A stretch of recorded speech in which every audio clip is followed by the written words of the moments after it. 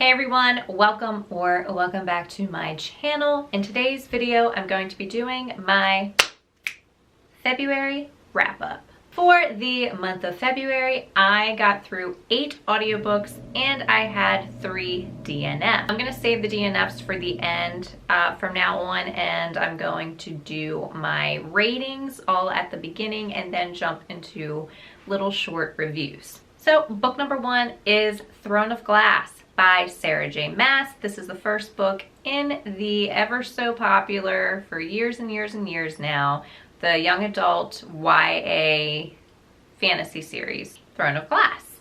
It just happens to be the first title of the first book. I gave this one 3 stars. Book 2, 3, and 4, I did a reread of the Seafire trilogy by Natalie C. Parker. This just so happens to be one of my favorite YA fantasy series.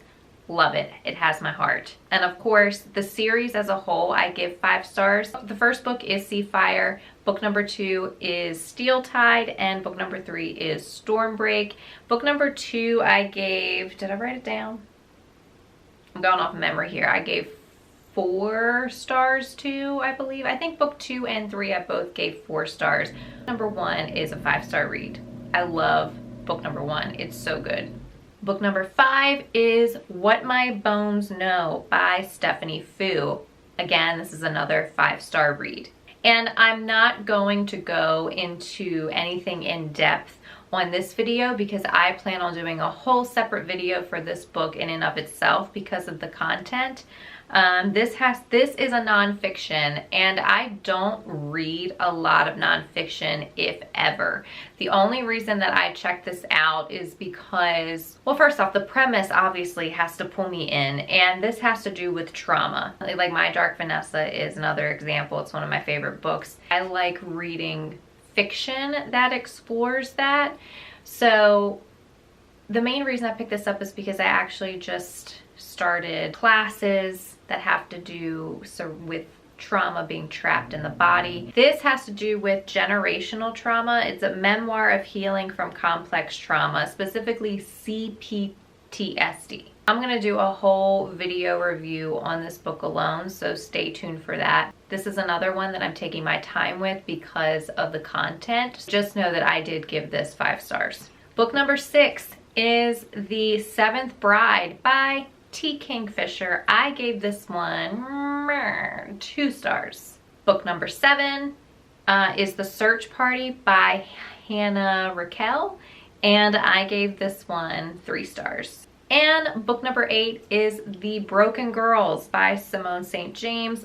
I gave this one another 2 stars. 2 stars.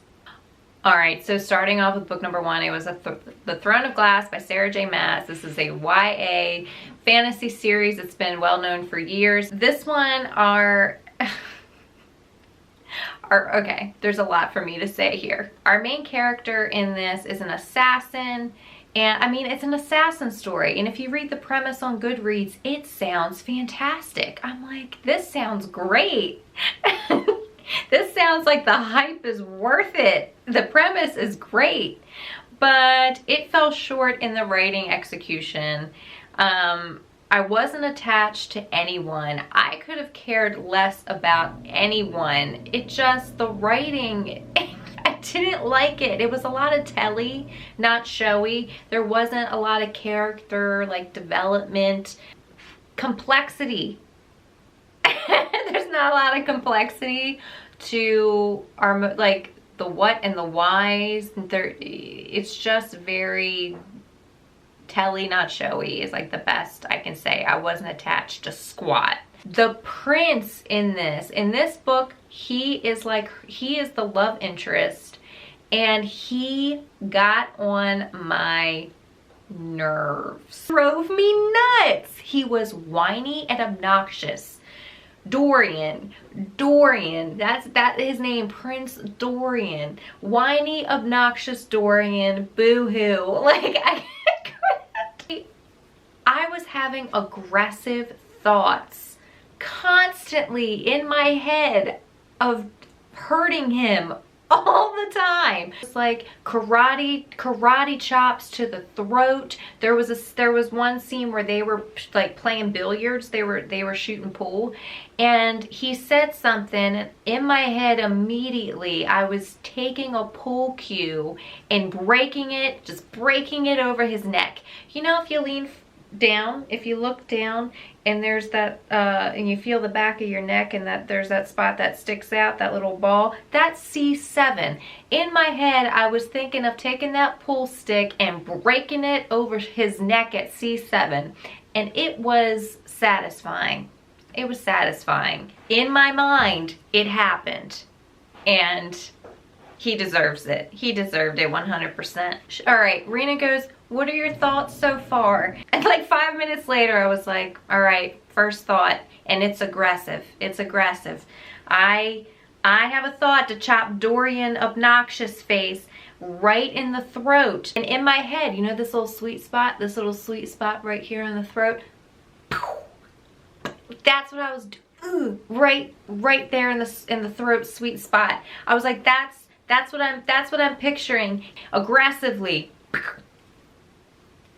Right there. I want to make him disappear. I don't like him. There's not enough edge to him. He's an effing spoiled brat. I want to break the pool cue over his damn neck, because we were going through the same part, and I'm like, the pool cue was broken. It's in pieces. It's splintered in a corner. As a romantic love interest, I want to gag. I want to gag. I'm gagging right now. I'm gagging. I was like, as a friend, once his character growth happens, I'm all for it as a friend. But he still has to grow to even make it at friend level. Like, what? That's how bad he was. I was like, no, you have a lot of levels. There's a lot of levels. As a love interest, no. Boo-hoo whiny Dorian needs to go pop his pimple first. So then, if it wasn't bad enough, it got worse. I've had it. There's no way. Oh my God, listen, do you know how far a man would have to climb up out of that pit he fell in for me to ever find him attractive? After asking me that in that way, asking you what in what way, and I was like, asking to say his name in a whiny voice inflection. I'm not kidding. There was a scene where it wasn't an intimate scene, thank God. It was a scene where she said his name, and he looked at her and he was like, say it again, say it. She's like, why? He's like, why? And he's like, say it please, say it. I can't even do it. But he was whining, and I'm like, crybaby Dorian is whining as he's asking a woman to say his name. Like, I understand he was trying to be vulnerable, but he's like a child. Whiny? No. What? You're not. He's a baby. No, he's not. He needs to grow a pair. I told her, I was like, he needs to grow a pair. I can't take it. And I was like, no, I'm asking to say his name in that way. I'm not gonna do it, no. If that was real life, I would just reflect it back. I would just be like, I'm not gonna do it. I'd be like, no, no. I would just whine my response back to him. Then, to top it all off, she sent me a meme with what's-his-face, Edward. The scene in Twilight where they're in the forest, and she knows what he is, and he's like, say it, ... out loud. And I was like, yeah, because I for sure want to keep saying it in my head. I don't even want to say it in my head. At least what's-his-face would be able to, like, you know, fly me up a tree after he asked me to say it, and you know, maybe then I could let it slide. You know, now I'm comparing the two. Now it's like, okay, Edward or Dorian. Edward gets 1,000 stars compared to Dorian. I'm sorry. Edward's toxic, so that's saying a lot. I would never. And even then, I would never vote for Edward. Ever. But in this case, comparing the two, at least Ed has an edge. In this case, Edward is the attractive one. All right, rant over. Seafire, Steel Tide, and Stormbreak, the Seafire trilogy by Natalie C. Parker. Again, I give this as a whole 5 stars. It is one of my favorites because this is one of the series that got me back into reading as an adult, and it just holds a special place in my heart. Now, the difference is for this one, this is my second go around with it, and the first one, I own the trilogy right here.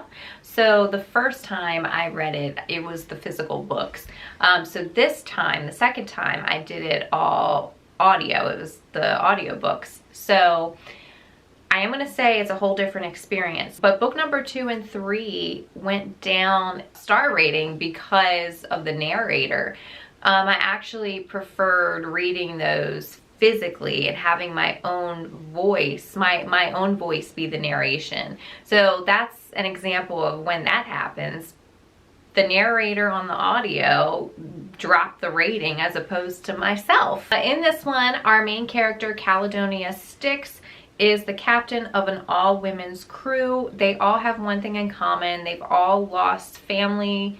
Either their entire Caledonia lost her family, and the other women have either lost family. They've all lost loved ones. That's the one thing they have in common. And they lost their loved ones to the warlord Eric and his army or fleet that are called Bullets. Their mission is basically to survive and take down Eric and his army, take down the Bullets. So I do want to mention that there are queer side relationships in this, and they're not the focal point of the story. Nothing like descriptive or anything happening with it. You just know that it's there and that's it, not a focal point. Next up is The Seventh Bride by T. Kingfisher. This is a 2-star read. I had read one other book by T. Kingfisher.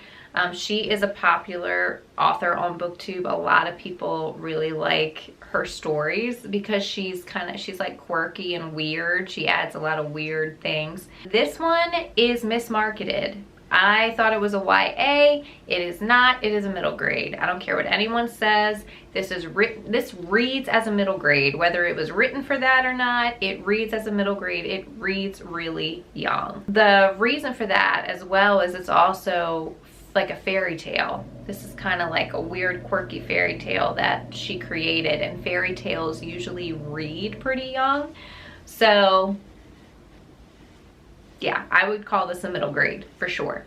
I gave it 2 stars because of that, because I'm not a big middle grade fan. There's only a few middle grades that I really enjoy. Only thing worth mentioning in this, the only thing that I loved in this, which is the reason it gets 2 stars to begin with, is that there is a hedgehog familiar. A hedgehog familiar, y'all. He had no name. He didn't have a name. So because Rena and I did a buddy read of this together as well, and I was like, we need to name him. What are we gonna name him? She came up with a couple names and we settled on Alonzo. And we were like, this is Alonzo, king of hedgehogs, master of slugs, and lover of raisins. We loved him. I love him. This is Alonzo.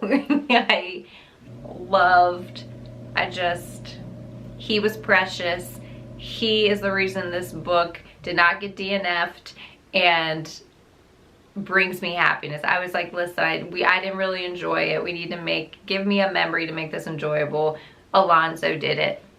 Next up is The Search Party by Hannah Raquel. It's supposed to be like a murder mystery almost. It's one of those stories, but like modern.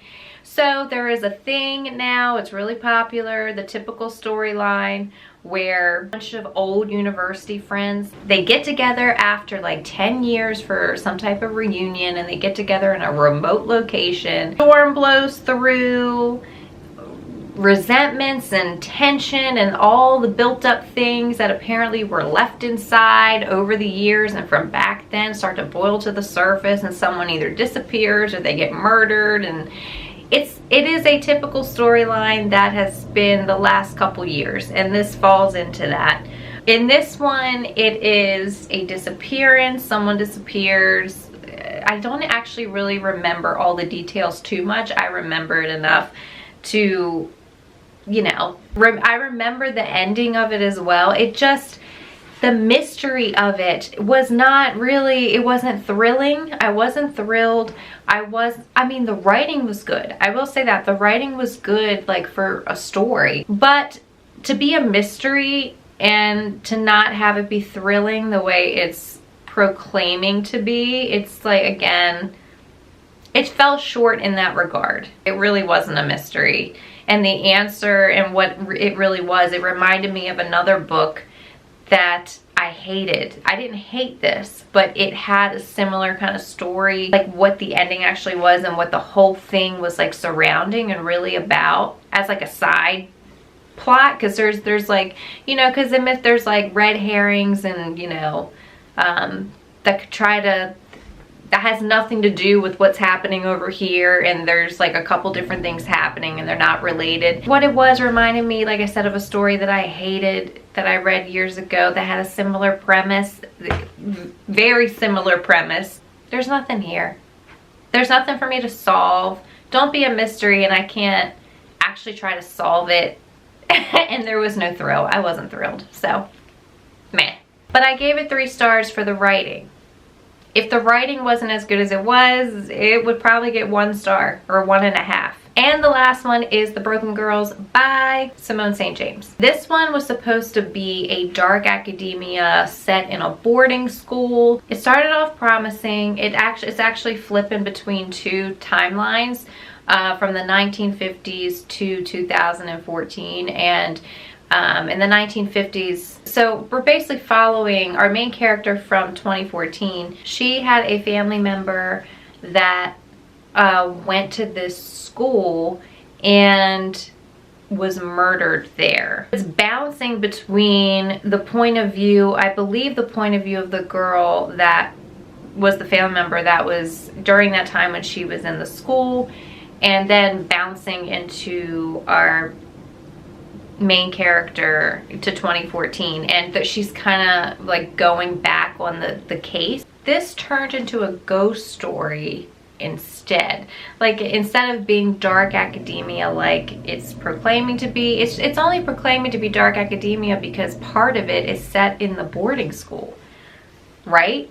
It takes you out of that because you're not at the boarding school the entire time. During that time, it was about the story of this ghost of another girl that was murdered in this place, and supposedly, and that her ghost is haunting this, and people are seeing her ghost on the property and the school. Like, she'll follow, like it was turning more into like a ghost paranormal story, as opposed to sticking with dark academia. It was like, to me, that's mismarketing something, and I don't like that. I don't like being deceived, okay? That's deception.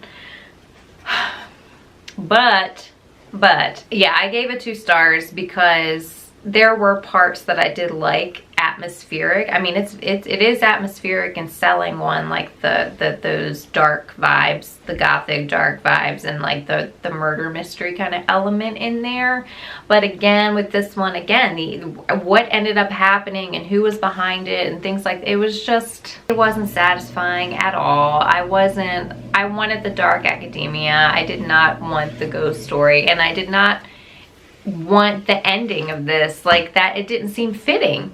It didn't seem fitting to me at all as to what the story, like the storyline, what the author leaned into with the storyline and where she chose to go. The ending didn't match it to me. So I was not satisfied with how that happened. There's a lot missing in here. There was a lot of marks it could have hit, and there was just a lot missing. But the actual storyline itself reminded me of a mashup of two of the Nancy Drew PC games. One of my favorites, Waverly Academy, is the Nancy Drew Dark Academia Mystery PC game that surrounds Edgar Allan Poe. I love that game. I am going to tell you right now that game, if you love Dark Academia and you like playing games, I'm gonna tell you right now, that's fantastic. I love it.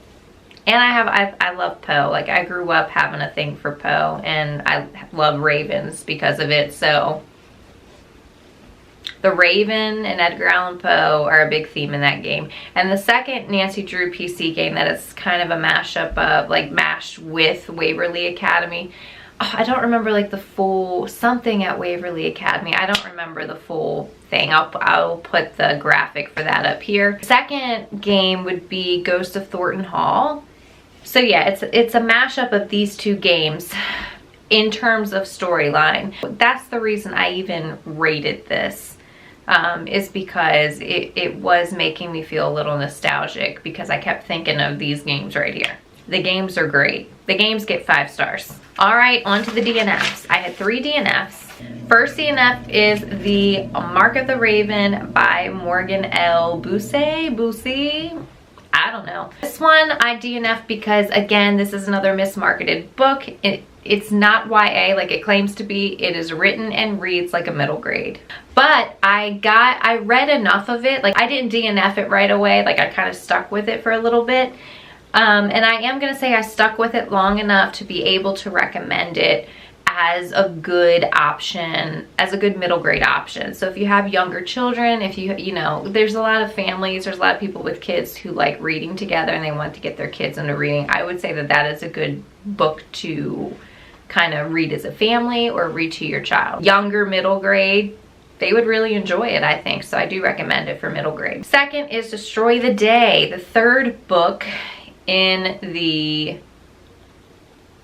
this series. I can't think of the series on the top of my head, so I will put the graphic here. By Bridget Kemmerer. Rena and I did a buddy read of the trilogy together. When each book came out, we immediately buddy read it. We liked book 1 and book 2. Book 1 is the best. Book 1, I think I gave it 4.5, or I'm not sure if I gave it 5 stars, but it was definitely a 4 or 4.5. Book 2 was like, meh.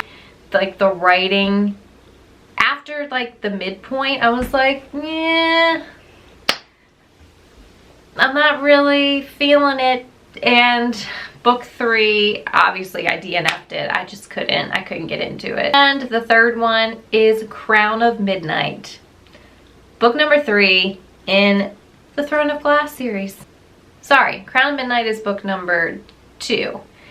Yeah, because I read the prequel and I read book 1 and this was book 2, and I believe I got halfway and I was like, I'm DNFing this at like 50%. The only thing that I did like is the magic system. They're like runes. They're like word marks that kind of act like runes, that were fascinating to read about when those bits did come up, but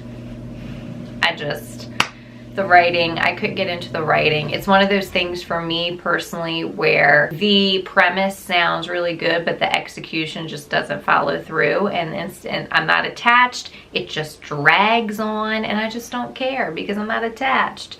That is the end of my wrap up. If you have read any of these, let me know in the comments down below your thoughts, what you thought about my thoughts. What are your thoughts? Did you read anything in February that you think that I would like, or one that you'd recommend that I've never heard of before? Let me know. I would love to know all the things. If you like this video, give me that thumbs up, and don't forget to smash that subscribe button so you do not miss out on any of my upcoming bookish content. And as always, happy reading. I will see you in my next video. Cheers.